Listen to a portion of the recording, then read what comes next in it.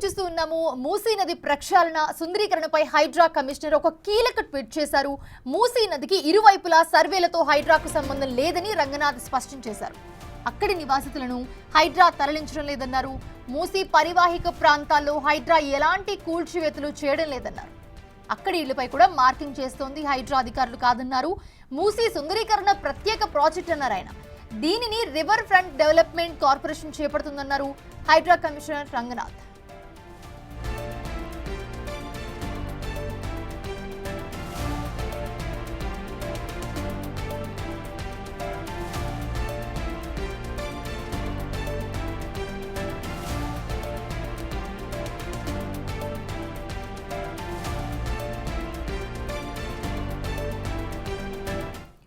Right, ఇదే అంశానికి సంబంధించి మరిన్ని అప్డేట్స్ మా ప్రతినిధి రామ్ ప్రసాద్ అందిస్తారు. రామ్ ప్రసాద్, ప్రస్తుతం మనం చూస్తున్నాము కమిషనర్ రంగనాథ్ ఏదో క్లారిటీ ఇచ్చారు. మూసీ నదికి ఇరువైపులా సర్వేలతో హైడ్రాకు ఎలాంటి సంబంధం లేదని ఆయన ఒక స్పష్టమైతే క్లారిటీ చేశారు. అప్డేట్స్ ఏంటి?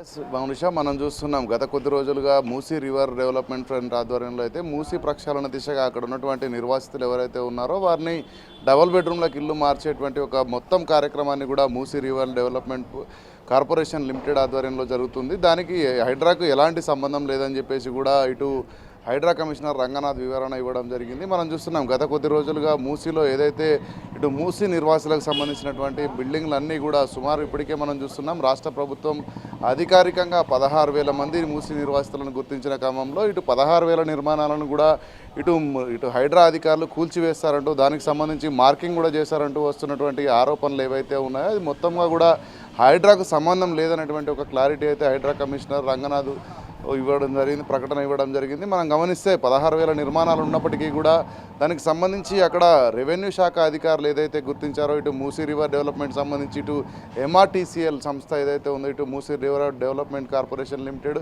రెండు సంయుక్తంగా అయితే ఇక్కడ నివాసాలను గుర్తించడంతో పాటు వాటికి మార్కింగ్ కూడా ఇవ్వడం జరిగింది. కానీ దానికి సంబంధించి ఒక ప్రత్యేక ఏజెన్సీని ఏర్పాటు చేసే ఉద్దేశంలో అయితే ప్రభుత్వం కానీ ఇటు మూసీ రివర్ డెవలప్మెంట్ ఫ్రంట్ ఉన్న క్రమంలో హైడ్రాకు ఎలాంటి సంబంధం లేదు.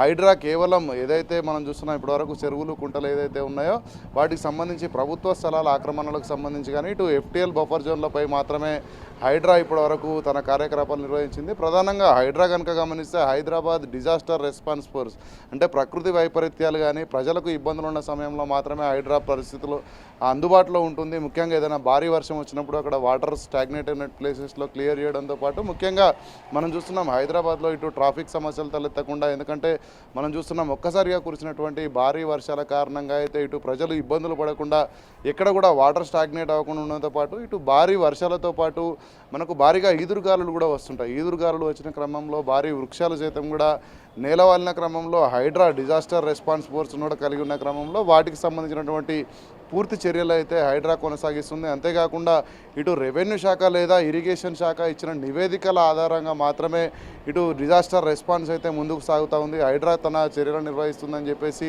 పూర్తి స్థాయిలో ఇటు హైడ్రా కమిషనర్ రంగనాథ్ అయితే క్లారిటీ ఇవ్వడం జరిగింది. ఇప్పటికే హైడ్రా పైన పలు తప్పుడు ఆరోపణలు వస్తున్నాయి. మనం చూస్తున్నాం ఇటు మూసీ రివర్ డెవలప్మెంట్కి సంబంధించే కానీ అదేవిధంగా గత 2 రోజుల క్రితం జరిగినటువంటి కుకట్పల్లిలో వృద్ధురాలు మృతికి సంబంధించి కూడా హైడ్రా భయాందోళనతోనే ఇటు వృద్ధురాలు మృతి చెందిందంటూ వస్తున్నటువంటి ఒక ఆరోపణలు కూడా హైడ్రా కమిషనర్ కొట్టివేయడం జరిగింది. ఏదైతే కుకట్పల్లికి సంబంధించినటువంటి ఏదైతే నల్ల చెరువు ఉందో అక్కడ ఉన్నటువంటి వృద్ధురాలికి కానీ తన కూతురుకు కానీ ఎలాంటి సంబంధం లేకపోయినప్పటికీ కూడా తన మృతిని ఇటు హైడ్రా మృతిగా చిత్రీకరించడం అయితే పట్ల కొంత హైడ్రా కమిషనర్ రంగనాథ్ ఎవరైతే సోషల్ మీడియా ద్వారా దాన్ని ప్రకటన చేస్తున్నారో ప్రచారం చేస్తున్న వాళ్ళని హెచ్చరించడం జరిగింది. ఎందుకంటే హైడ్రా ఇప్పటివరకు జరిపినటువంటి కూల్చివేతలన్నీ కూడా అనుమతి లేని భవనాలతో పాటు కొన్ని అనుమతి లేని భవనాలకు అధికారులు నిర్లక్ష్యం కారణంగా అక్కడ అధికారుల ప్రోగ్బలంతో అనుమతులు ఇచ్చిన క్రమంలో అనుమతులను రిజెక్ట్ చేసిన అనంతరం అనుమతులను క్యాన్సిల్ చేసిన అనంతరం మాత్రమే హైడ్రా కూల్చివేతలు నిర్వహించినటువంటి ఒక పక్క క్లారిటీని కూడా ఇవ్వడం జరిగింది. అంతేకాకుండా మనం ఇక్కడ ఇంకొక చిన్న విషయం ఏంటంటే కమిషనర్ రంగనాథ్ ఒక క్లారిటీ ఇచ్చారు. అపార్ట్ ఫ్రమ్ దట్ దాని గురించి కాకుండా ఇప్పుడు మూసీ సుందరీకరణ ఒక స్పెషల్ ప్రాజెక్ట్, దీనిని అయితే ప్రత్యేకంగా ఒక రివర్ ఫ్రంట్ డెవలప్మెంట్ కార్పొరేషన్ అయితే చేపడుతుందని అయితే రంగనాథ్ చెప్పారు. సో ఇలా చూసుకుంటే కనుక ఆల్రెడీ మార్కింగ్ వేశారని చెప్పి అక్కడున్న నివాసితులు ఆందోళన వ్యక్తం చేస్తున్న పరిస్థితి. అసలు మార్కింగ్ వేసి ఎలాంటి డెవలప్మెంట్ చేపడుతున్నారు, అక్కడ వీళ్ళు ఏ విధంగా చేపడుతున్నారు?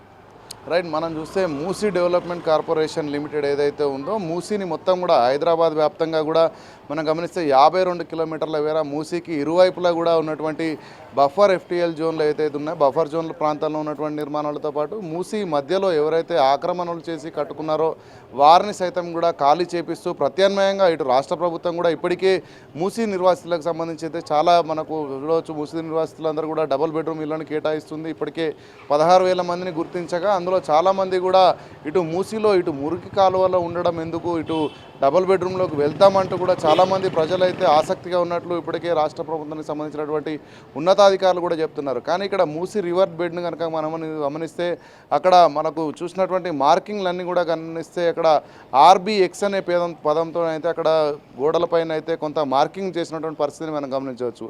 రివర్ బెడ్కి సంబంధించినటువంటి ఇంటూ మార్కింగ్ పెట్టినటువంటి నివాసాలన్నింటినీ కూడా భవిష్యత్తులో కూల్చివేస్తామంటూ కూడా ఇప్పటికే అధికారులు చెప్పడం జరిగింది. ఎందుకంటే ఇప్పుడు మూసీ రివర్ డెవలప్మెంట్ కారణంగా అయితే మూసీ రివర్ డెవలప్మెంట్ ప్రధాన లక్ష్యం ఏంటంటే పీపీపీ విధానంలో అయితే రానున్న రోజుల్లో హైదరాబాద్ విశ్వనగరం కావడంతో పాటు అంతేకాకుండా ఇక్కడికి పెట్టుబడులు కానీ ఇక్కడ ఉన్నటువంటి యువతకు ఉపాధి కల్పించడమే లక్ష్యంగా అయితే రాష్ట్ర ప్రభుత్వం ఇప్పటికే 1,50,000 కోట్ల ప్రాథమిక అంచనా బడ్జెట్తో అయితే ఇటు మూసీ రివర్ ఫ్రంట్ను డెవలప్ చేసే దిశగా ముందుకు సాగుతూ ఉంది.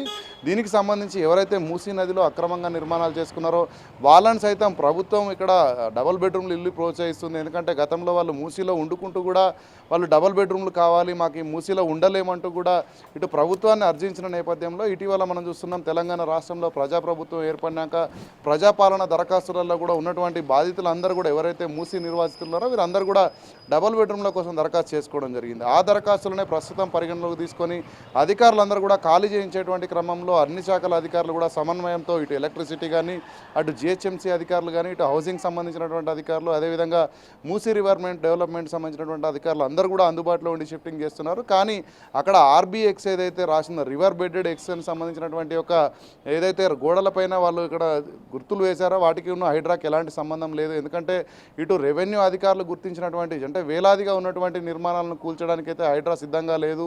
దానికి సంబంధించి ఒక ప్రత్యేక కార్యాచరణతో అయితే ప్రభుత్వం ముందుకు పోతుంది కాబట్టి దానిపైన కూడా హైడ్రాని ఇన్వాల్వ్ చేస్తూ హైడ్రా రూపకల్పన చేసి ఇప్పుడు ఎందుకంటే హైడ్రాకు చైర్మన్గా కూడా రాష్ట్ర ముఖ్యమంత్రి ఉన్నారు. కానీ మూసీ రివర్ డెవలప్మెంట్ అనేది ప్రత్యేకం, హైడ్రా అనేది డిజాస్టర్ రెస్పాన్స్ ఫోర్స్తో పాటు ప్రభుత్వ స్థలాల పరిరక్షణ మాత్రమే. ఇది ప్రత్యేకంగా మూసీ నిర్వహణకు సంబంధించి అయితే మూసీ రివర్ డెవలప్మెంట్ అనేది ప్రత్యేకంగా అదొక కార్యక్రమం కాబట్టి దానికి సంబంధించినటువంటి కూల్చితగును ఇటు హైడ్రాకి ఎలాంటి సంబంధం లేదన్నటువంటి ఒక వివరణ అయితే హైడ్రా కమిషనర్ రంగనాథ్ ఇవ్వడం జరిగింది. Monisha. Right, thanks for the updates Ram Prasad.